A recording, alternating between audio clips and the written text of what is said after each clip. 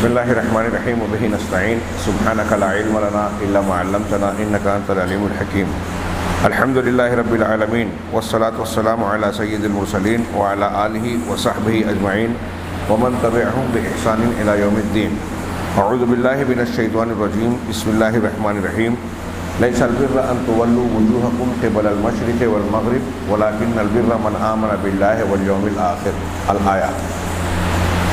حاضرین گرامی، سورۃ البقرہ کی آیت نمبر 142 سے 252 تک جو ایک دن تراویح میں پڑھی گئی، اور اس کی مجلس کے ضمن میں ہم لوگوں نے شروع کیا کہ شیخ دکتور ربی نے ان آیتوں کے ضمن میں اس آیت کو جس کی ہم نے تلاوت کی، اس کی شرح کی اور اس کے حوالے سے یہ بیان کرنے، یہ ذہن نشین کرانے کی کوشش کی کہ اس آیت کے اندر دین کی بھلائیوں کو، بنیادوں کو، اہم چیزوں کو سمیٹا گیا ہے۔ اس ضمن میں تشریح کرتے ہوئے پچھلے درس میں جو ان کی باتیں ہم نے پیش کی، اس میں حضرت جبرائیل علیہ السلام کی حدیث کو بیان کیا گیا کہ جبرائیل علیہ السلام انسانی شکل میں نبی کریم صلی اللہ علیہ وسلم کے پاس تشریف لائے، صحابہ کے بیچ میں آپ سے مختلف سوالات کیے اور پھر ان کے جوابات پر سچ کہا اور معقول جواب دیتے ہوئے چلے گئے۔ پھر اس کے بعد اللہ کے نبی صلی اللہ علیہ وسلم نے حضرت عمر کو بتایا کہ یہ جبرائیل تھے جو تمہیں تمہارا دین سکھانے آئے تھے۔ یہاں بتانا یہ چاہ رہے ہیں کہ گویا حدیث جبرائیل میں جو باتیں بیان کی گئی ہے وہ ہمارا دین ہے۔ اس میں کچھ چیزیں ضمنی طور سے اضافہ کی جا سکتی ہیں کہ جو ان چیزوں کو مانتا ہے، عمل کرتا ہے، وہ دین ہے، اور جو ان کے خلاف ہے وہ دین کے مخالف ہے، جیسے گناہ ہیں، کبیرہ گناہ، چھوٹے گناہ، بڑے گناہ، ان کو حرام کیا گیا ہے، وہ بھی دین کا حصہ ہے، یہ احکامات ہیں۔ چنانچہ آگے کہہ رہے ہیں کہ سورہ بقرہ کی جو آیت ہم نے پڑھی تھی لیس البر ان تولوا وجوہکم، اس میں اللہ پر ایمان کے ساتھ آخرت پر ایمان، اور پھر اس میں مزید جو ہے کچھ چیزوں کو بڑھایا گیا، والملائکۃ والکتاب والنبیین، فرشتوں پر ایمان، کتاب پر ایمان اور نبیوں پر ایمان۔ کہہ رہے ہیں کہ الایمان بالملائک، فرشتوں پر ایمان رکھنا، رسولوں پر ایمان رکھنا، ہذہ لا بد منہا، یہ بھی ضروری، لازمی اور ایمان کی بنیادوں میں سے ایمان کی بنیادوں میں شامل ہے۔ من کفر بشیء منہا فقد کفر، ان میں سے کسی ایک چیز کا بھی کسی انسان نے انکار کیا وہ کافر ہو جائے گا۔ مثلا ہم نے 6 چیزیں پڑھی نا حدیث جبرائیل میں، اللہ پر ایمان، فرشتوں پر، کتابوں پر، رسولوں پر، ملائکہ ہوا، اور پھر آخرت کے دن، تقدیر پر۔ ان میں سے کسی ایک چیز کو بھی اگر کسی نے نہیں مانا تو وہ کافر ہو جائے گا۔ خرج من دین الاسلام، دین اسلام سے باہر ہو جائے گا۔ خرج من ملت الانبیاء جمیعا، وہ تمام انبیاء علیہم السلام کے دین سے باہر ہو جائے گا۔ یہاں ایک اشارہ یہ بھی ملا کہ جتنے بھی انبیاء ہیں ان کی بعض شرعی احکامات میں تبدیلیاں ہو سکتی ہے، لیکن ایمان کی جو یہ بنیادیں ہیں، اللہ پر ایمان، فرشتوں پر ایمان، آخرت پر ایمان، یہ ساری چیزیں تمام انبیاء کرام علیہ السلام کے ہاں مشترک ہیں، ایک ہی ہیں، ان میں کوئی فرق نہیں ہے۔ ہاں یہ کہہ سکتے ہیں کہ بھائی پہلے کے جو نبی تھے وہ بعد کے انبیاء کرام جو آئے نہیں تھے تو ان کے امتیوں کو ان نبیوں کے بارے میں علم نہیں تھا۔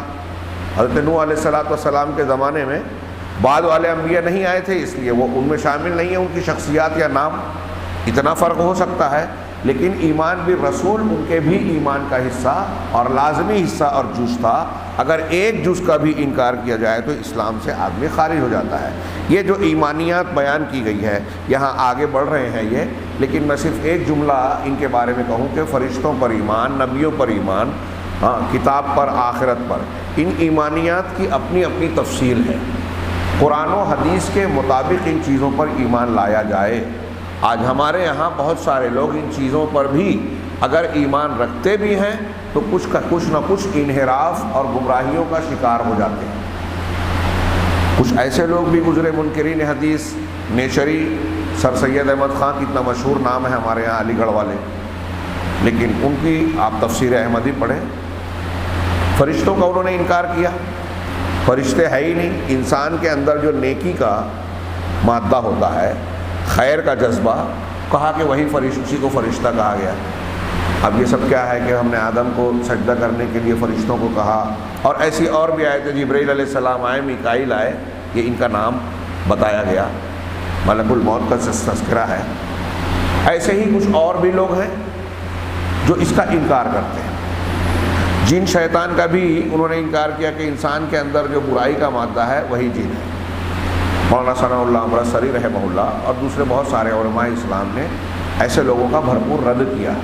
کچھ لوگ کہتے ہیں کہ سر سید احمد خان صاحب آخر وقت میں توبہ کر لیے تھے، رجوع کر لیے تھے، واللہ عالم، اگر ایسا ہے اللہ قبول کرے، ان کی توبہ کو قبول فرمائے، لیکن انہوں نے جو اپنی تفسیر میں جو خیالات یا جو اس قسم کی باتیں کی وہ ہمارے ایمانیات کے برخلاف ہے۔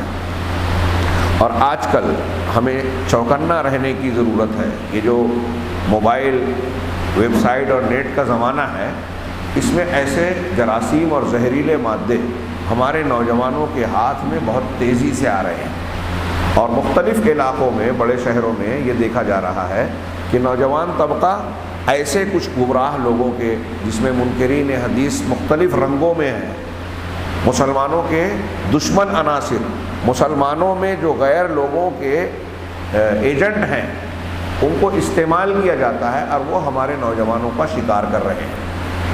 ایسی دینی باتوں کے تعلق سے جو ہمارے مسلمات میں سے ہے، جو ہمارے ایمان اور تسلیم شدہ باتوں میں شامل ہے، ان کے بارے میں شکوک و شبہات پیدا کرنا، اعتراضات کرنا، آپ اپنے گرد پیش میں، ہم اپنے شہر میں مالیگاؤں میں دیکھ سکتے ہیں، بمبئی اور دوسرے بڑے شہروں میں دیکھ سکتے ہیں، اور آج کل سوشل میڈیا پہ ایسی بہت ساری زہریلی باتیں ایسے نوجوان پھیلاتے ہیں۔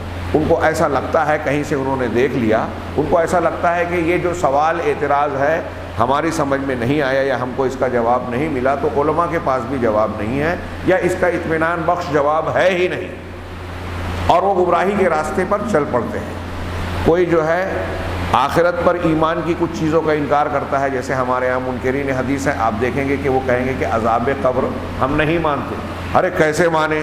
آپ دیکھ رہے ہیں کہ قبر یہ گڑھا ہے کیا؟ سوالات کیسے اٹھاتے ہیں؟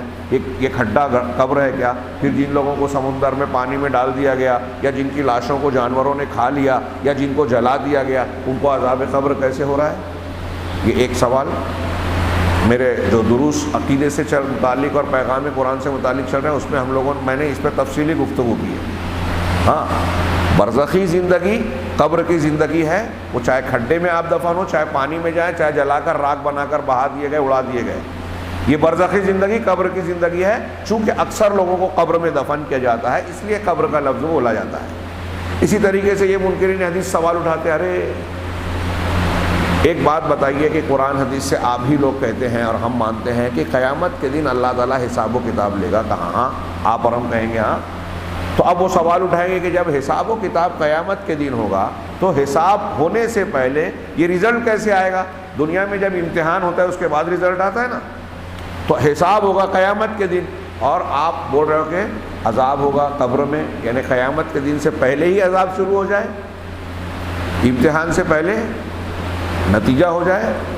وہ احمق ہے۔ امتحان تو دنیا میں ہو رہا ہے، وہ جو حساب کتاب ہوگا وہ اتمام حجت اور تکمیل کے طور پہ یہ جو معاملہ ہے۔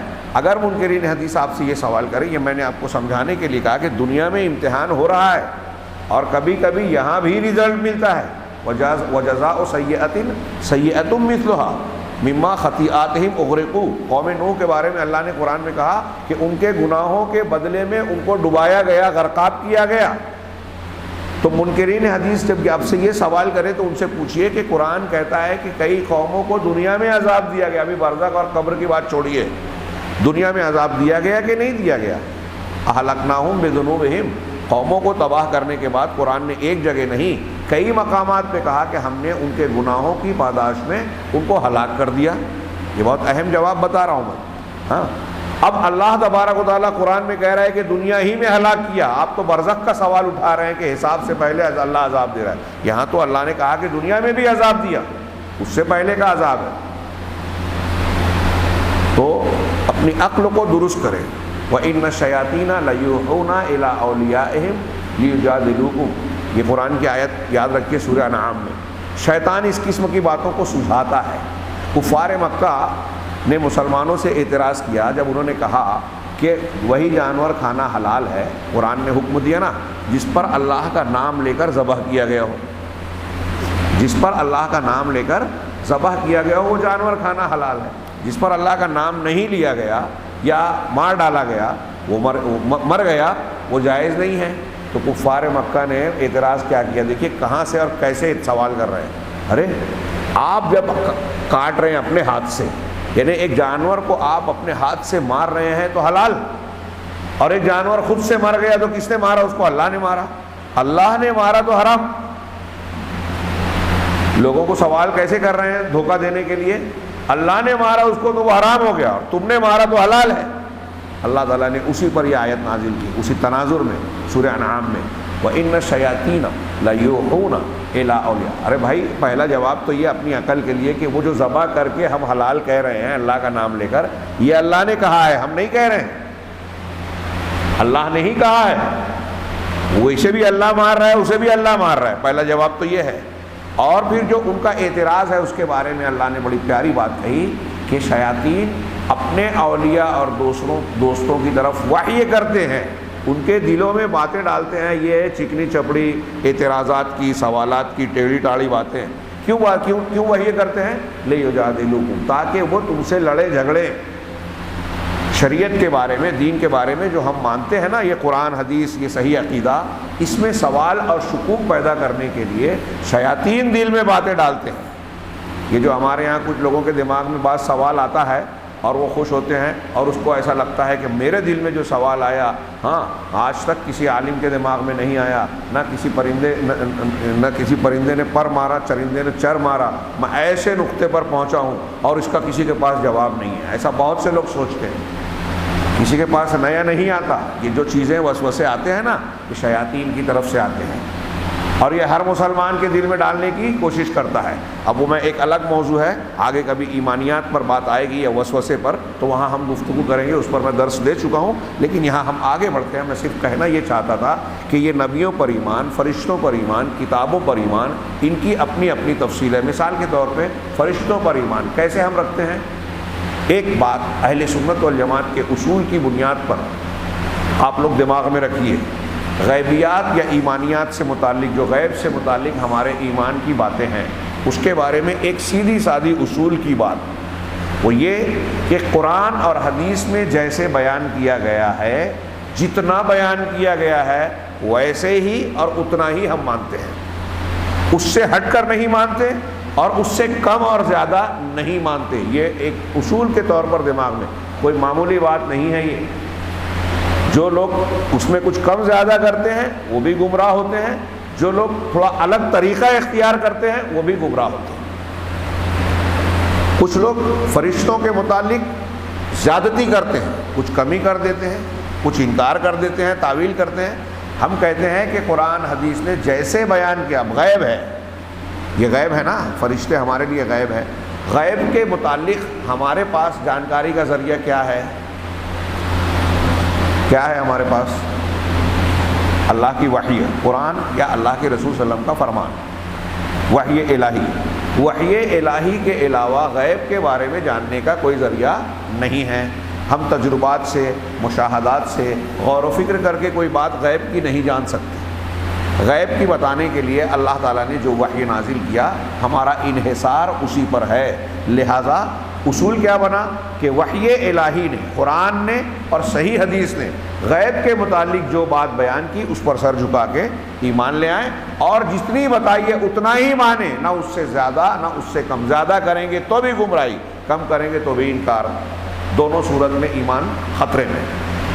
تو فرشتوں پر ایمان، جتنے فرشتوں کا ذکر ہے ان کو مانتے ہیں، جن کا نام کے ساتھ ہے ان کو مانتے ہیں، ان کے بارے میں جو جو صفات بیان کی گئی کہ وہ نور سے بنے ہیں، وہ گناہ نہیں کرتے ہیں، ان میں کچھ لوگوں کو کچھ الگ الگ کام دیے گئے، کسی کا کام ہے روح نکالنا، کسی کا کام ہے بارش برسانا، کسی کا کام ہے عذاب دینا، جن کو جو کام دیا گیا ہے وہی کرتے ہیں، یہ اللہ کے حکم سے سرتابی اور مخالفت اور نہیں کرتے، وغیرہ وغیرہ، جو کچھ قرآن و حدیث میں بیان کیا گیا ہے وہ مانتے ہیں۔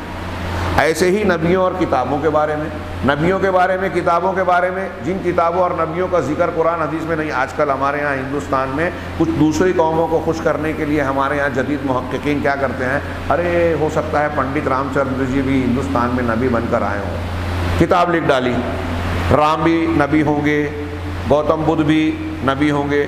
وہ ہمارے یہاں قرآن میں جو ذوالکفل کا نام ہے، ہاں، وہ گوتم بدھ کی صفات سے متصف نظر آتے ہیں۔ اس قسم کی تحقیق آج کل لوگ پیش کرتے ہیں، بالکل غلط بات ہے۔ کسی کو خوش کرنے کے لیے، یکجہتی کے لیے، جو چیز علمی طور سے ثابت نہیں ہے، ایمانی طور سے ہمارے اصولوں کے مطابق، بلا وجہ اس میں کیوں ہم ہیچ پیچ کریں؟ ابھی آپ یہ دیکھیں گے کہ ہمارے کچھ علماء کرام جیسے سلمان ندوی صاحب ابھی زندہ ہیں، یہ روافظ کی تائید کرتے رہتے ہیں، سعودی عرب اور اہل حق کی مخالفت، جبکہ وہیں کا کھاتے رہے، وہیں پڑھ کر آئے، ہاں، شیعوں کی تائید کرتے ہیں، صحابہ کرام پر تنقید کی انہوں نے جو اہل سنت کے متفقہ عقیدے سے خلاف ہے۔ انہوں نے پیچھے ایک بیان یہ بھی دیا کہ رام جی جو ہیں وہ ہو سکتا ہے کہ ہندوستان میں بھیجے گئے پیغمبر ہوں، کیونکہ اللہ تعالیٰ نے ہر علاقے اور ہر قوم میں پیغمبر بھیجا۔ یہ بات صحیح ہے کہ ہر علاقے ہر قوم میں پیغمبر آئے، لیکن رام پیغمبر ہیں، اس کی آپ کے پاس کیا دلیل ہے؟ انبیاء میں ناموں کے ساتھ، میں نے جیسا کہ ابھی آپ کو ایک اصول بتایا، وہ اصول اگر آپ کے دماغ میں رہے گا نا تو بڑے سے بڑا عالم بھی آپ کو دھوکہ نہیں دے پائے گا۔ اصول یہ ہے کہ قرآن حدیث نے ایمان سے متعلق جتنی بات بتائی ہم اتنا ہی مانتے ہیں، تو اب نبیوں میں جن کا نام لیا ہے ان کو ہی مانیں گے۔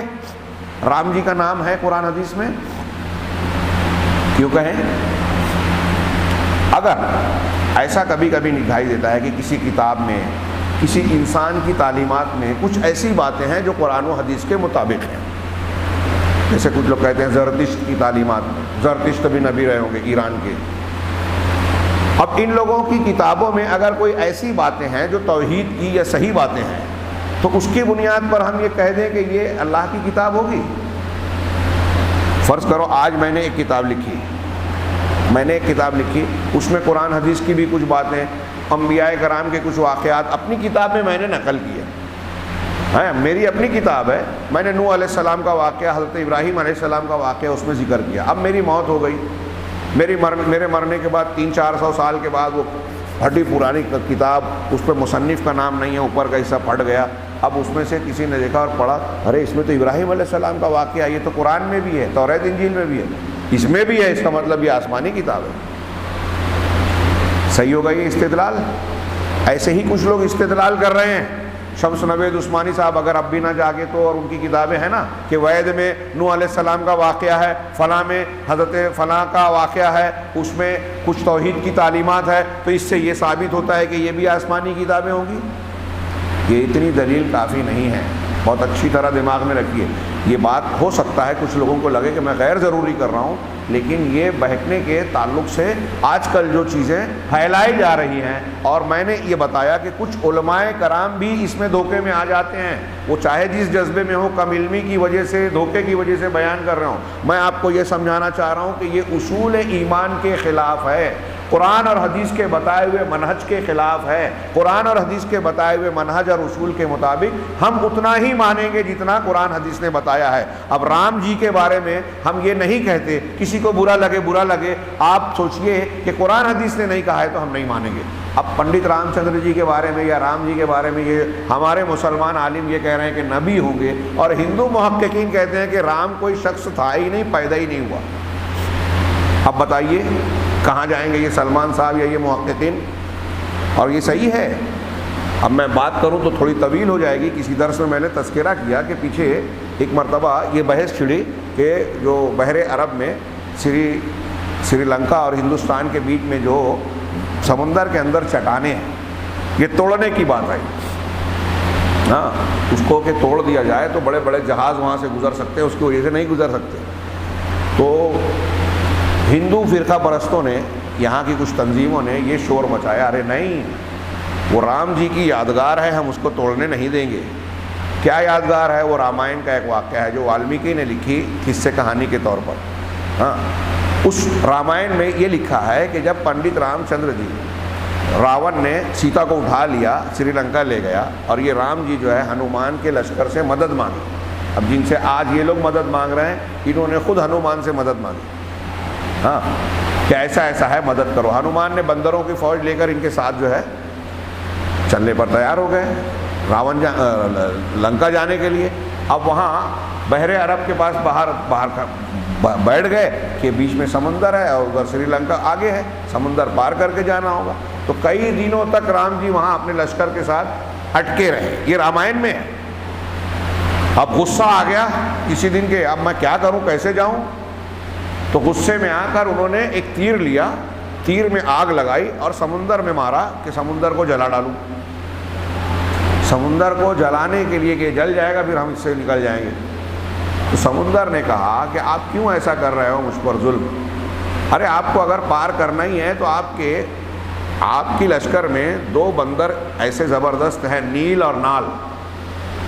ہاں یہ رامائن کی بات بتا رہا ہوں۔ نیل اور نال 2 ایسے بندر ہیں کہ اگر آپ ان سے کہو گے تو وہ بڑی بڑی چٹانیں اور پہاڑ لا کے سمندر میں ڈال دیں گے، پل بن جائے گا، آپ پار کر لینا۔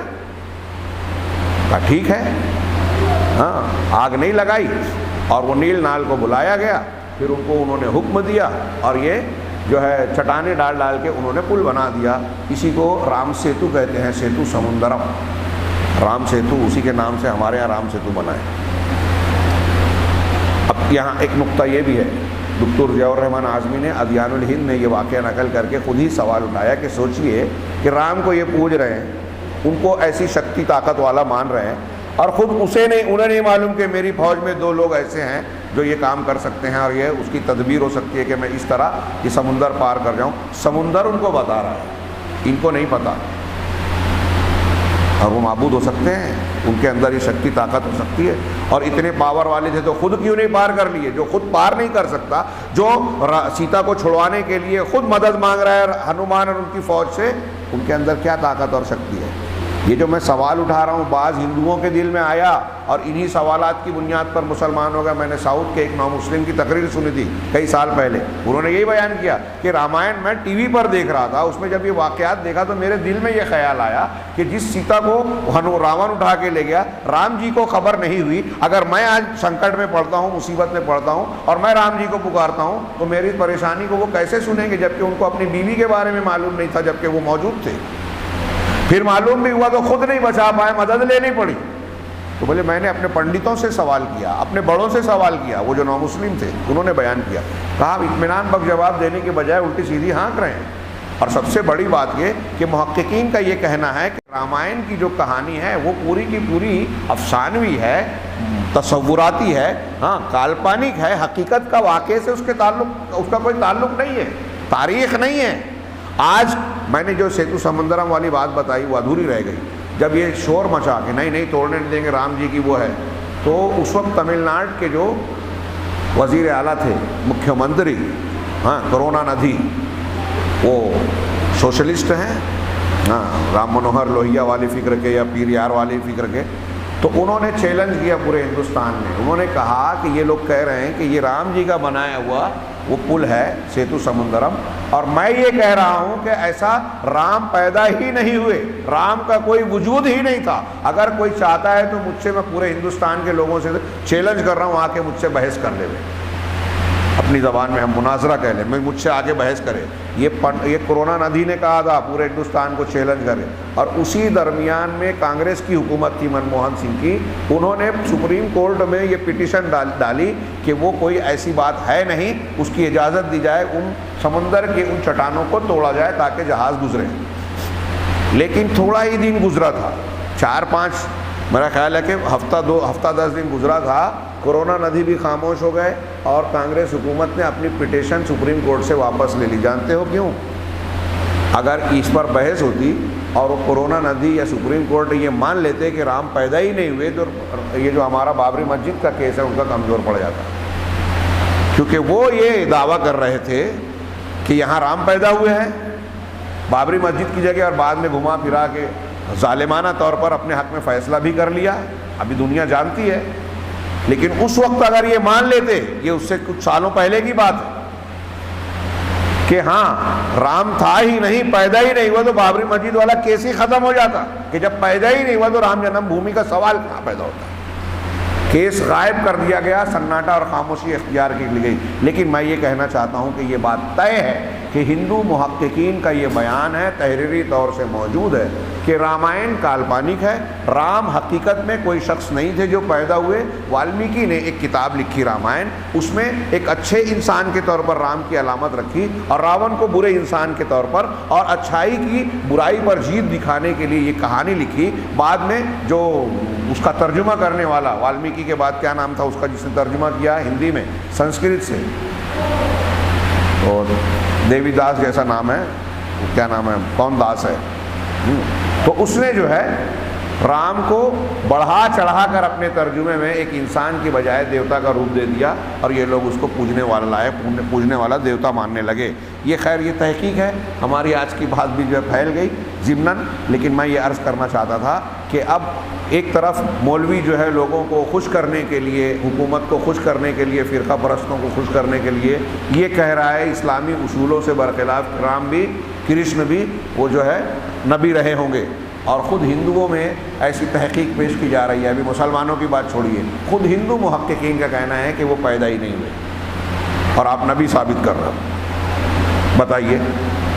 تو یہ اصول یاد رکھیے، حالات کیسے بھی ہوں، کسی کو خوش کرنے کے لیے ہم اپنے ایمانی اور اسلامی اصولوں میں تبدیلی نہیں کریں گے۔ تو کتابوں پر، نبیوں پر، فرشتوں پر ایمان لانے کے تعلق سے جو ہمارے اصول عقیدے کی کتابوں میں اس کی تفصیلات بیان کی گئی ہے، ہم اسی کے مطابق ان چیزوں کو مانتے ہیں۔ اگر ہم اس میں انحراف اختیار کریں گے تو کفر کی طرف چلے جائیں گے۔ ہاں، جس طرح کسی جھوٹے آدمی نے نبوت کا دعویٰ کیا، اس کو ماننے سے کافر ہو جائے گا آدمی، ایسے ہی کسی سچے نبی کا انکار کرنے سے کافر ہو جائے گا۔ تو جو نبی نہیں ہے اس کو نبی ماننا یہ کوئی معمولی بات نہیں ہے۔ کہہ رہے ہیں آگے انہوں نے کہا اس کا تذکرہ کرنے کے بعد کہ ایمان باللہ اور ایمان بالیوم الآخر کا ذکر کرنے کے بعد بات کو آج سمیٹتے ہیں۔ دوسری ایمانیات کا ذکر اللہ تعالیٰ نے اس میں کیا، یعنی نبیوں، فرشتوں، کتابوں اور نبیوں کا۔ یہاں اس آیت میں تقدیر کی پر ایمان کا ذکر نہیں ہے۔ آگے کہہ رہے ہیں اللہ نے آگے کہا وَآتَ الْمَالَ عَلَىٰ حُبِّهِ ذَوِي الْقُرْبَىٰ وَالْيَتَامَىٰ وَالْمَسَاكِينَ وَابْنَ السَّبِيلِ وَالسَّائِلِينَ وَفِي الرِّقَابِ، اور اس نے مال خرچ کیا۔ نیکی کرنے والا انسان وہ ہے جو ایمان رکھتا ہے ان چیزوں پر جو اوپر ذکر ہوئی، اور مال کی محبت ہونے کے باوجود اسے قرابت داروں میں، قرابت دار یعنی رشتہ دار، اور یتیموں میں، مسکینوں میں، ابن السبیل یعنی مسافر میں، اور وسائلین اور مانگنے والا، ہاں جو حاجت مند انسان مانگنے پر مجبور ہے، جو پیشہ ور ہے اس کی بات نہیں، ہاں جو مانگنے والا ہے، وفی الرقاب اور گردنوں کو آزاد کرنے میں خرچ کرتا ہے۔ مال سے محبت ہے لیکن ضرورت مندوں کی ضرورت کو دیکھ کر اللہ اور رسول کے حکم کی بنیاد پر وہ ان مقامات پر خرچ کرتا ہے۔ یہ نیکی کرنے والا اصل نیکی کرنے والا ہے۔ یہ دکتور ربی نے اس آیت کے ٹکڑے کو نقل کر کے کہا ھذہ من اعمال الجوارح، یہ جو اس آیت میں ذکر ہے کہ مال کی محبت کے باوجود رشتہ داروں، مسکینوں، یتیموں، سوال کرنے والوں، مسافروں میں خرچ کرتا ہے، اور غلام کو گردن کو آزاد کرنے میں خرچ کرتا ہے۔ یہ اعضاء و جوارح کا عمل ہے، ہمارے جسم کا عمل ہے، نماز بھی اور یہ بھی، اور یہ مالی عبادت بھی ہے، یہ جوارح کا عمل ہے۔ وَتِلْكَ مِنْ أَرْكَانِ الْإِيمَانِ، وہ جو پہلے بیان کیا گیا تھا وہ ایمان کے ارکان میں سے تھا، یعنی اللہ پر، آخرت کے دن پر، کتاب پر اور نبیوں پر ایمان لانا، یہ ایمان کے ارکان میں سے ہے۔ وَمَا ذَكَرَهُ فِي حدیث جبریل، اور حدیث جبریل میں جن چیزوں کا بیان ہوا ہے وہ سب کے سب 6 چیزیں ایمان کے ارکان ہیں، جو کہ اس قسم کی آیت کی وضاحت کرتے ہیں۔ لیس البر ان تولوا وجوہکم جو ہم نے پڑھا یہ قرآن کی آیت ہے، اور اسی آیت کے اس قسم کی آیتوں کی توجیہ حضرت جبریل والی حدیث جو ہم نے پڑھی کہ حضرت جبریل آئے، اللہ کے رسول سے پوچھا ایمان کیا ہے، تو وہ اس کی توضیح کرتی ہیں۔ ہاں، وَإِقَامَةُ الصَّلَاةِ وَإِيتَاءُ الزَّكَاةِ وَمَا شَاكَلَ ذَلِكَ، اور نماز کا قائم کرنا، زکوٰۃ کا ادا کرنا، اور جو اس کے مطابق ہے جس کے بارے میں نبی کریم صلی اللہ علیہ وسلم فرمائے نے، یہ ساری چیزیں ملا کر اللہ کے نبی صلی اللہ علیہ وسلم نے ان تمام چیزوں کے بارے میں کہا کہ یہ جبرائیل ہیں جو تمہارے پاس آئے تھے تم کو تمہارا دین سکھانے۔ چنانچہ اس کا مطلب یہ ہوا کہ جتنی چیزیں اس میں بیان ہوئی وہ سب دین ہیں، لہٰذا یہ حدیث جوامع الکلم میں سے ہے، یعنی اللہ کے رسول صلی اللہ علیہ وسلم کی حدیثوں کو جوامع الکلم بولا جاتا ہے۔ جوامع الکلم کا مطلب ہوتا ہے وہ کلمات جو لفظ میں مختصر ہیں لیکن معنی بہت سارے اس میں سمٹے ہوئے ہیں۔ کلمات جامعہ، جامع کلمات، اللہ کے رسول کے مانے جانے والے، یہ حدیث ہے، یعنی ایک حدیث مختصر سی چند لائن کی لیکن اس میں دین کی بنیادیں سمٹی ہوئی ہے، دین کی اکثر مقاصد اس میں آ گئے۔ کہہ رہے ہیں وقد ارسل اللہ جبرائیل الی محمد، اللہ تعالیٰ نے جبرائیل کو محمد صلی اللہ علیہ وسلم کے پاس بھیجا تاکہ وہ دین کی وضاحت کریں۔ اسی لیے حضرت جبرائیل نے ان پورے سوال جواب کے تعلق سے جو کچھ کیا گیا، اللہ کے رسول نے کہا کہ یہ جبرائیل ہیں جو تم کو تمہارا دین سکھانے آئے تھے، مطلب یہ پورا کا پورا دین ہے۔ اب لیس البر ان تولوا وجوہکم والی آیت میں جن چیزوں کا بیان ہے اور یہ جو حدیث جبرائیل میں جن چیزوں کا بیان ہے ان کو ملا کر کہہ رہے ہیں کہ یہ دین کی بنیادیں اور اس کے ارکان ہیں۔ دوسری جانب دین کی بنیادیں اور ارکان کیا ہے کہ یہ ایمان لانا، یہ عمل کرنا، لیکن اس کے مخالف کچھ چیزیں ہیں۔ ظاہر سی بات ہے کہ ایک طرف ایک نیکی ہے تو دوسری طرف برائی ہے۔ اگر توحید دین ہے تو توحید کی ضد شرک ہے، اسی لیے اس دوسرے پہلو کا شیخ ربیع نے ذکر کیا کہ دوسری جانب محرمات سے بچنا بھی لازمی ہے جن کو اللہ تبارک و تعالیٰ نے حرام کیا، جیسے شراب کا پینا، زنا کرنا، چوری کرنا اور دوسرے سارے گناہ، ان سے بچنا بھی ضروری ہے جو کبائر اور صغائر کہلاتے ہیں۔ کیوں؟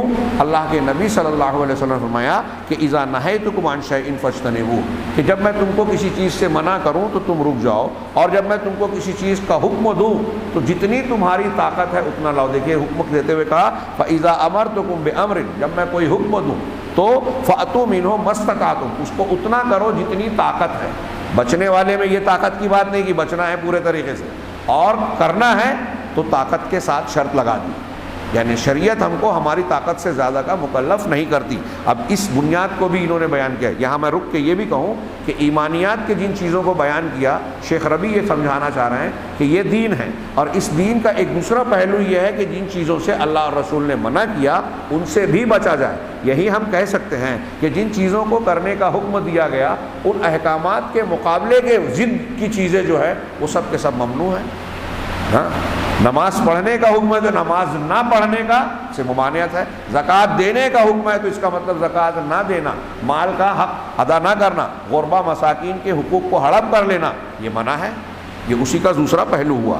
تو اللہ کے رسول صلی اللہ علیہ وسلم کا یہ حکم ہمارے سامنے ہونا چاہیے کہ جب میں نے تم کو کوئی حکم دیا، جب کسی چیز سے منع کیا تو رک جاؤ، اور جب کوئی حکم دیا تو اپنی طاقت کے مطابق جو ہے اسے قبول کر لو۔ چنانچہ اس اطاعت اور اللہ کے رسول صلی اللہ علیہ وسلم کی فرما برداری کو، اطاعت اور فرما برداری کے کام کو اللہ کے رسول نے طاقت اور قدرت سے جوڑ دیا۔ چنانچہ جس چیز سے ہم اور آپ یا تم عاجز ہو، اللہ تبارک و تعالیٰ اس کا مکلف نہیں کرتا۔ جیسے اللہ نے کہا کہ کھڑے ہو کر نماز پڑھو، رسول اللہ صلی اللہ علیہ وسلم نے فرمایا کھڑے ہو کر نماز پڑھو۔ اب اگر تم کھڑے نہیں رہ سکتے تو بیٹھ کر نماز پڑھو، اگر ایسا بھی نہیں کر سکتے تو اپنے پہلو پر یعنی لیٹے لیٹے اشارے سے نماز پڑھ لو۔ اسی طریقے سے جب تم سفر کرو تو اللہ تبارک و تعالیٰ نے تمہارے ساتھ نرمی برتی۔ سفر کر رہے ہیں ہم اور آپ تو مسافر ہونے کی حالت میں اللہ نے کتنی نرمی برتی۔ چنانچہ جو 4 رکعت والی نمازیں ہیں اس میں 2 رکعت کی کمی کر دی کہ جب آدمی نماز پر سفر کرے گا تو نماز میں قصر کرے گا، عصر، ظہر، عصر اور عشاء، یہ 3 نمازیں ایسی ہیں جو 4 رکعت والی ہیں، اس کو 2 رکعت پڑھے گا، مغرب اور فجر کی تعداد ویسی ہی رہے گی، چنانچہ قصر کی جائے گی۔ اسی طریقے سے یہ اللہ تبارک و تعالیٰ نے ہم کو رخصتیں دی ہیں، نرمیاں برتی ہیں، جس کا ہم کو اللہ تعالیٰ کے شکر کے ساتھ اس کو قبول کرنا چاہیے، اور مسلمان کو چاہیے کہ وہ اس کا فائدہ اٹھائے۔ جب کھڑا نہیں رہ سکے تو بیٹھ کر نہیں سکے تو لیٹ کر نماز پڑھے۔ اس سے اہمیت بھی معلوم ہوتی ہے کہ اگر آپ بیمار بھی ہیں تو نماز چھوڑ نہیں سکتے، جب تک آپ بیٹھ سکتے ہیں، جب تک آپ اشارہ کر سکتے ہیں، ہوش و حواس ہے، نماز پڑھنا ہے۔ یہ اللہ تبارک و تعالیٰ کے اس سے ہم کو فائدہ اٹھانا چاہیے، کیونکہ اللہ کے رسول نے فرمایا کہ جب میں کسی چیز سے منع کروں تو تم اس سے رک جاؤ، اور جب کسی چیز کا حکم دوں تو جتنی طاقت ہے اس کو بجا لاؤ۔ اور اللہ تبارک و تعالیٰ کا بھی یہ ارشاد ہے کہ اللہ تعالیٰ کسی نفس کو اس کی طاقت سے زیادہ کا مکلف نہیں بناتا۔ لا یکلف اللہ نفسا الا وسعها لها ما کسبت وعلیہا ما اکتسبت۔ انسان کے لیے اس کو وہی اچھا بدلہ ملنے والا ہے جو اس نے کمایا، اور اس پر وبال بھی وہی آنے والا ہے جو اس نے کرتوت کیا. لہا ما کسبت وعلیہا ما اکتسبت. اب آگے جو اللہ کے رسول نے دعا، اللہ تعالیٰ نے دعا سکھائی، یہ دعا بہت جامع ہے، ہمیں اس کا اہتمام کرنا چاہیے. روز رات میں ہر بندے کو آمن الرسول سے آخر تک پڑھنا چاہیے. ہاں، اللہ کے رسول نے کہا کہ اس میں سے سورہ فاتحہ، اور اس کو جب بندہ پڑھتا ہے تو ہر حرف جب پڑھتا ہے اللہ قبول کرتا ہے. اب یہ دعا کا صرف ترجمہ سن لیجئے، آپ سنتے ہیں، پھر سے ہم دہرائیں. یہاں وہ سہولت جو شریعت میں دی گئی ہے، یہ دعا سکھا کر اس دعا کو اللہ نے جو قبول کیا ہے اس کا تذکرہ ہے. اور 2-4 منٹ میں ہمارا درس اختتام کو پہنچے گا کہ ربنا لا تؤاخذنا ان نسینا او اخطانا، کہ پروردگار تم ہم پر جو ہے جو اگر ہم سے بھول چوک ہو گئے، ہم بھول گئے یا خطا ہو گئی تو اس پر ہمارا مواخذہ نہ کر. پیچھے اللہ نے خود کہا کہ انسان کو اس کی طاقت سے زیادہ کا مکلف اللہ نہیں بناتا. پھر آگے دعا سکھائی کہ پروردگار ہمیں ان کو اس چیزوں پر مت پکڑ جس میں ہم سے بھول ہو گئی، چوک ہو گئی. ہاں، ربنا ولا تحمل علینا اسرا کما حملتہ علی الذین من قبلنا، پروردگار ہم پر ایسا بوجھ نہ لاد، بوجھ ہم پر نہ ڈال جیسا کہ تو نے ہم سے پہلے کے لوگوں پر ڈالا تھا. پہلے کے لوگوں کو شریعت کے معاملات میں، احکامات میں بعض سختیاں تھیں. مسجد کے علاوہ کہیں نماز نہیں پڑھ سکتے، پانی کے علاوہ طہارت حاصل نہیں کر سکتے. بعض ایسا ہے کہ اگر کپڑے پر شراب یا گندی چیز لگ گئی تو اس کو پھاڑنا پڑتا تھا. ایسی اور کئی سخت احکامات تھے شریعت نے. یہاں ہم کو دعا سکھائی اور اللہ تعالیٰ نے ہم کو سہولت دی. ربنا ولا تحملنا ما لا طاقت لنا به، پروردگار ہم کو ان چیزوں پر کا متحمل اور مسئول، ذمہ دار نہ بنا، ہم پر ان چیزوں کا بوجھ نہ ڈال جس کی ہم کو طاقت نہیں ہے. واعف عنا، ہم کو معاف کر دے اور ہم کو معاف کر دے. واغفر لنا، ہماری بخشش کر دے. ورحمنا، ہم پر رحم فرما. انت مولانا، تو ہی ہمارا مولا و آقا ہے. فانصرنا علی القوم الکافرین، لہذا کافر قوم کے مقابلے میں تو ہماری مدد کر. یہ اللہ نے دعا سکھائی. چنانچہ اللہ تبارک و تعالیٰ نے اس آیت میں خبر دی کہ اللہ تعالیٰ نے انسان کو اتنے ہی کاموں کا مکلف بنایا ہے جتنی اس کی طاقت ہے، اور ہمیں سکھایا کہ ہم اس بات کی دعا مانگے کہ پروردگار ہم کو ان بوجھ کا متحمل نہ بنا یا وہ ذمہ داریاں ہم پر نہ ڈال جس کی ہم کو طاقت نہیں ہے. یہ اسلام کی سماحت ہے، اسلام کی نرمی اور شفقت ہے، اللہ تعالیٰ کا کرم ہے ہم پر اور آپ پر.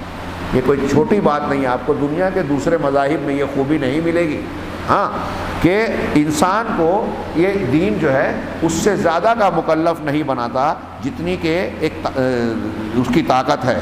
مومن، ہاں، لہذا ایک مومن بندے پر لازم ہے کہ وہ اللہ تبارک و تعالیٰ کی ان نعمتوں کا شکر ادا کرے اور تقوی اختیار کرے، اور جو کچھ اس کی طاقت میں ہے اپنی طاقت کے مطابق شریعت پر عمل کرے. جس سے وہ عاجز ہے اللہ تبارک و تعالیٰ نے تو اس سے خود اس میں تخفیف کر دی ہے اور اس پر اس کی پکڑ کرنے والا نہیں ہے، ہاں، کیونکہ اس کا مکلف ہی نہیں بنایا. اب جیسے مثال دی کہ اگر آپ مسافر ہیں تو آپ کو اللہ نے یہ اختیار دیا ہے کہ روزہ رکھ بھی سکتے ہیں، روزہ چھوڑ بھی سکتے ہیں. ہاں، اگر روزہ چھوڑتے ہیں تو قضا کرنی ہوگی. ہاں، رسول اللہ صلی اللہ علیہ وسلم اور آپ کے صحابہ رمضان میں سفر کرتے تھے تو ان میں سے کچھ روزے دار ہوتے تھے، کچھ مفطر ہوتے تھے، یعنی روزہ توڑ دینے والے. چنانچہ اللہ کے رسول صلی اللہ علیہ وسلم نے نہ روزے دار کو برا بھلا کہا اور نہ روزہ توڑ دینے والے کو، دونوں کو آپ نے برقرار رکھا. اس میں شریعت کی گویا نرمی ہے، شریعت کی کشادگی ہے. چنانچہ واجب ہے کہ ہم اللہ تبارک و تعالیٰ کا شکر ادا کریں اور اللہ کی اطاعت میں محنت کریں، اور ہر وہ چیز جو اقوال اور اعمال کی حیثیت سے ہم کر سکتے ہیں، نیکیاں کر سکتے ہیں، زیادہ سے زیادہ نیکیاں کریں. کیونکہ اس میں سے ان نیکیوں میں سے ایک نیکی کی طرف انہوں نے توجہ دلائی کہ یہ جو نیکیاں، ایمانیات اور یہ اچھائیاں ہم نے اختیار کر لی تو ایک چیز اس کے ساتھ اور بہت ضروری ہے جو ہمارے سماج کی ترقی، زندہ رہنے اور اللہ کی رحمت آنے اور ہماری دعاؤں کے قبول ہونے کے لیے ضروری ہے. یہ میں اضافہ کر رہا ہوں. انہوں نے ذکر کیا کہ اس میں سے ایک نیکی ہے نیکی کا حکم دینا اور برائی سے روکنا. جس شخص نے منکر کو دیکھا اسے چاہیے، رسول اللہ صلی اللہ علیہ وسلم کی حدیث ہے کہ اپنے ہاتھ سے روکے، اگر ایسا نہیں کر سکتا تو زبان سے روکے، ایسا بھی نہیں کر سکتا تو دل سے روکے، اور یہ سب سے کمزور ایمان ہے. چنانچہ منکر، برائی کو دیکھنے کے بعد اسے روکنے اور اس پر انکار کرنے کے اللہ کے رسول صلی اللہ علیہ وسلم نے کئی مرتبے کئی مرحلے بتائے۔ پہلا مرتبہ یہ ہے کہ آپ ہاتھ سے روکو، یعنی طاقت سے مار کر، طاقت سے، قانون کے ذریعے سے۔ یہ کون کرے گا؟ یہ سلطان کے لیے، وقت کا جو حاکم ہے ہمارا، یعنی جو خلیفہ ہوگا یا مسلمانوں کا حاکم ہوگا، صاحب اقتدار، اس کے پاس پاور ہے کہ وہ ہاتھ سے برائیوں کو روکے گا، یعنی سزا دے گا نہ کرنے پر، برائیوں کے کرنے پر، تو وہ پوری رعایا پر اختیار رکھتا ہے۔ اسی طرح صاحب اسرہ، گھر کا جو بڑا ہے، وہ اپنے بال بچوں پر سختی کرے گا، سزا دے گا۔ اسی طریقے سے اگر کوئی ادارے والا ہے تو ادارے کا ذمہ دار اپنے ماتحتوں کے تعلق سے برائی کرنے پر سزا دے سکتا ہے، اور اسے یہ اختیار حاصل ہے، وہ کر سکتا ہے۔ نمبر 2، دوسرا مرتبہ برائی سے روکنے کا کیا ہے کہ زبان سے ہم روکیں، کہ اگر ہاتھ سے روکنے کی طاقت نہیں ہے، صاحب اختیار ہم لوگ نہیں ہیں، تو اگر برائی کو دیکھ رہے ہیں تو ہم کو زبان سے سمجھانے کی، بولنے کی، اصلاح کرنے کی کوشش کرنی چاہیے، اس میں حکمت اور موعظت کا پہلو سامنے رکھتے ہوئے۔ پہلا والا مرتبہ جو ہے وہ ہر ایک کے کام کا نہیں ہے، جیسا کہ آج کل کچھ نوجوان یہ کہتے ہیں کہ ارے اس نے ایسا گناہ کیا تو اس کو گولی مار دو۔ یہ گولی مارنے والی سزا، قتل والی سزا، ہاتھ کاٹنے والی سزا، یہ جس کے پاس پاور ہے وہ دے گا، عوام نہیں دیں گے۔ تو دوسری چیز یہ ہے کہ برائی کو دیکھ کر زبان سے سمجھا کر روکے۔ تیسرا مرتبہ یہ ہے کہ اگر کوئی شخص جو ہے خوف ہے کہ اگر میں ہاتھ سے روکوں گا، زبان سے بولوں گا تو میرے اوپر جو ہے کوئی مصیبت آ سکتی ہے، مجھ کو جیل میں ڈالا جائے گا، ہوتا ہے نا کہ تقریر کر دی تو اٹھا لیا گیا، جیل میں ڈال دیا جائے گا، یا اس قسم کی کوئی بات ہوگی۔ اب اگر آپ تقریر کر رہے ہیں، بول رہے ہیں، فائدہ کچھ نہیں ہو رہا ہے، الٹا نقصان ہو رہا ہے، تو ایسی صورت میں یہ عقل مندی نہیں ہے، بہادری نہیں ہے کہ آپ بلا وجہ بیان کریں۔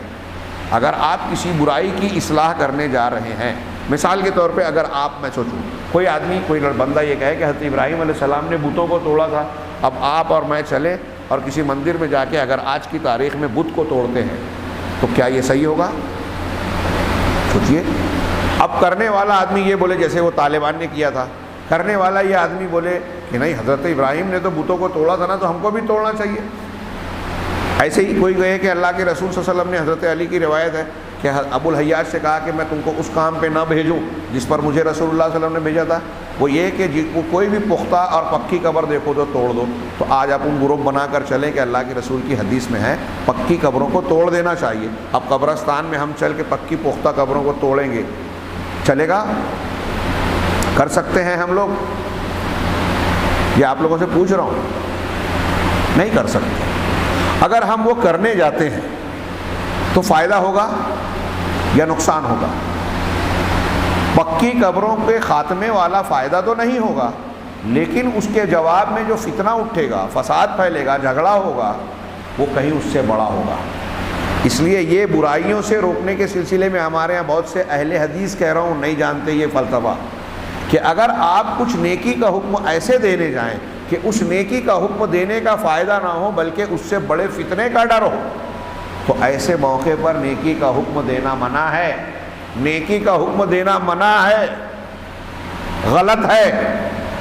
اللہ کے نبی صلی اللہ علیہ وسلم جب مکہ کے ابتدائی دور میں تھے، اس وقت کعبہ کے بتوں کو توڑا اور صاف نہیں کیا۔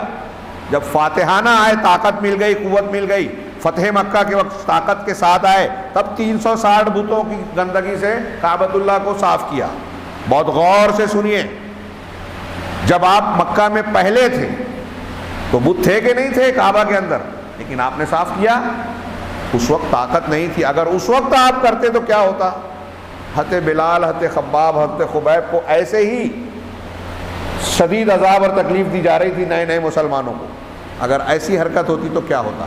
آج اگر آپ ایک پختہ قبر توڑیں تو بریلوی اور اہل حدیث کا جھگڑا ہو جائے، ایک مندر میں جا کے ایک بت کو توڑیں تو ہندوؤں کا مسلمانوں پہ حملہ ہوگا، جہاں کمزور ہیں، کم ہیں دیہات، اور اس میں قتل و غارت گری، لوٹ مار، کیا کیا ہوگا؟ یہ فساد ہوگا، اور جو مقصد ہے بتوں کو توڑنے کا وہ مقصد بھی حاصل نہیں ہوگا۔ حضرت ابراہیم اکیلے تھے، پہلے دعوت دی، تبلیغ کی، سمجھایا، حکمت سے بتایا، سب کچھ کیا، اس کے بعد آخری قدم یہ اٹھایا، اور اس وقت وہ اکیلے تھے، سامنے کھڑے ہوئے، مقابلہ کرنے کی طاقت تھی، اس لیے توڑا۔ ہمارے حالات ویسے نہیں ہیں، اور ہم نے ابھی وہ دعوت و تبلیغ کا وہ مرحلہ طے بھی نہیں کیا، اور توڑنے کے بعد حضرت ابراہیم نے جا کے سامنے بات کی اور کہا کہ یہ جو ٹوٹ گئے ہیں اپنے آپ کو نہیں بچا سکے، تم کو بتا نہیں سکتے کہ کس نے توڑا، تو جو بول نہیں سکتا، جو بچا نہیں سکتا اپنے آپ کو، تم اس کی عبادت کرتے ہو، جو تمہارا اپنے آپ کو نہیں بچا سکتے وہ تمہارا نفع نقصان کیسے کریں گے؟ یہ سمجھانا مقصد تھا حضرت ابراہیم کا، اور سمجھا لیا، قوم کی سمجھ میں بھی آ گیا۔ یہ الگ بات ہے کہ ان کے پنڈت نے کہا کہ ارے یہ تم کو تمہارے باپ دادا کے دین سے پھیرنا چاہتے ہیں، وہ پھر سے عقل کی اور ابراہیم کی سمجھی ہوئی بات کو بلا بیٹھے۔ یہ سارے پہلوؤں کو سامنے رکھیں تو برائیوں سے روکنے میں بھی حکمت کی ضرورت پیش آتی ہے، کب کون سا طریقہ اور کون سا منہج اختیار کرنا ہے، یہ قرآن و حدیث کی روشنی میں دیکھنا چاہیے۔ ہمارے یہاں لوگ جہالت کے ساتھ فتویٰ دیتے ہیں، ارے وہ غلط ہے، اب اس کے خلاف کھڑے ہو کر ہم کو کرنا ہے، چاہے جماعت میں اختلاف پیدا ہو جائے، ایک چھوٹی سی سنت کے لیے اتحاد و اتفاق کے فرض کو لوگ قربان کر دیتے ہیں، سنت کو پکڑنے کے لیے فرض کو قربان کر دیتے ہیں۔ یہ لوگ آج ہمارے یہاں بہت سارے لوگ اہل علم، پڑھے لکھے لوگ، اور ہماری جماعت کے وہ لوگ جو قرآن حدیث کے ماننے کا دعویٰ کرتے ہیں، وہ ان باتوں کو جو قرآن حدیث کی ہے سمجھنے کے لیے تیار نہیں ہیں، ان کے دماغ میں یہ بات گھستی ہی نہیں۔ خیر آگے بڑھتے ہیں کہ جو شخص پہلے والے درجے کی طاقت نہیں رکھتا، دوسرا یہ آخری درجہ ہے، تیسرا درجہ کہ جو شخص کو خوف ہو کہ زبان سے بھی وہ نہیں کر سکتا، ولیکن علیہ لزوما ان ینکر، تو اس پر لازمی طور سے ضروری ہے کہ وہ اپنے دل سے انکار کرے۔ دل سے انکار کا یہ مطلب نہیں ہے کہ آپ گناہ کرنے والے کے سود بیاج کھا رہا ہے، فلم چلا رہا ہے، شراب بنا رہا ہے، اس کی دعوت میں جا کے خوشی خوشی کھانا کھا رہا ہے، نہیں، دل سے برا کم سے کم نفرت کا اظہار ہونا چاہیے۔ تو لوگوں میں کچھ ایسے ہیں جو کہ ہاتھ کے ذریعے سے بدلنے کا اختیار رکھتے ہیں، تو یہ ہاتھ سے بدلے گا، جس کو زبان سے بدلنے کی طاقت ہے وہ زبان سے بدلے گا، جس کو یہ دونوں طاقتیں نہیں ہیں وہ دل سے برا جانے گا، اس کی طاقت نہیں ہے، تو دونوں کی طاقت نہیں ہے تو کم سے کم نفرت کا اظہار کرے گا۔ اور ایسی صورت میں جب اس کو اس کی طاقت کے باہر جو چیز ہے وہ چیز اس سے ساقط ہو جائے گی، وہی پہلے والا قاعدہ کہ جس کی طاقت ہمیں نہیں ہے ہم اس کے مکلف نہیں ہیں۔ لیکن اگر دل سے بھی برا نہیں جان رہا ہے تو حدیث میں کہا گیا کہ رائی کے دانے کے برابر بھی اس کے بعد ایمان نہیں ہے۔ یہاں شاہد آخری بات جو انہوں نے کہا درس کے اختتام میں کہ شاہد کیا ہے، پوری بات کا خلاصہ کیا ہے کہ ہم پر لازم ہے کہ ہم اسلام کے ارکان کو اور اسلام کے جتنے اعمال ہیں ان تمام اعمال کو انجام دیں، اسی طرح ایمان اور عقائد کے اعمال کو بھی اختیار کریں جس کو اللہ تبارک و تعالیٰ نے مشروع کیا ہے۔ آیت کے اخیر میں لیس البر میں عہد اور وعدے کو پورا کرنا، اور ساتھ ساتھ کیا کہتے ہیں جو تکلیف، مصیبت، پریشانی، دکھ، درد کی حالت ہوتی ہے اس میں صبر کرنے کا بھی ذکر ہے، انہوں نے اس پر بحث نہیں کی لیکن وہ بھی اس ایمانیات میں اور شریعت کے احکامات میں شامل ہے۔ جو کہ ایسی ساری چیزوں کو، عقائد اور ایمان کو بھی قبول کرنا جو اللہ سے، فرشتوں سے، کتابوں سے، رسولوں سے، آخرت کے دن اور قضاء اور قدر سے تعلق رکھتی ہے۔ آخر میں انہوں نے دعا کی، ہم اللہ تعالیٰ سے دعا کرتے ہیں کہ ہمیں اور آپ کو اسلام کے کاموں کو انجام دینے اور اسلامی عقائد اور اعمال کو جن کو اللہ اور رسول نے مشروع کیا ہے، حکم دیا ہے، ان کو انجام دینے کی ہمیں توفیق عطا فرمائے، اور ہمیں محمد صلی اللہ علیہ وسلم کے متبعین میں سے اچھی اتباع کرنے والوں میں شامل کریں جس کا اللہ تبارک و تعالیٰ نے ہم کو اطاعت و فرما برداری کا حکم دیا ہے۔ آخر بات انہوں نے خاتمے سے پہلے پھر سے دہرائی، جو پہلے کہی تھی، ایک اہم بات ہے اس لیے انہوں نے دہرائی کہ جب اللہ کے نبی صلی اللہ علیہ وسلم نے گمراہ فرقوں کی بات کی کہ 73 فرقے ہوں گے، 72 جہنم میں جائیں گے، ایک جنت میں، اور وہ سب کے سب جہنم میں ہوں گے سوائے ایک کے، تو انہوں نے پوچھا کہ وہ ایک کون ہوں گے؟ تو اللہ کے رسول نے فرمایا کہ وہ ایک نجات پانے والا، جہنم سے بچنے والا گروہ وہ ہوگا جو میرے اور میرے صحابہ کے طریقے پر ہوگا۔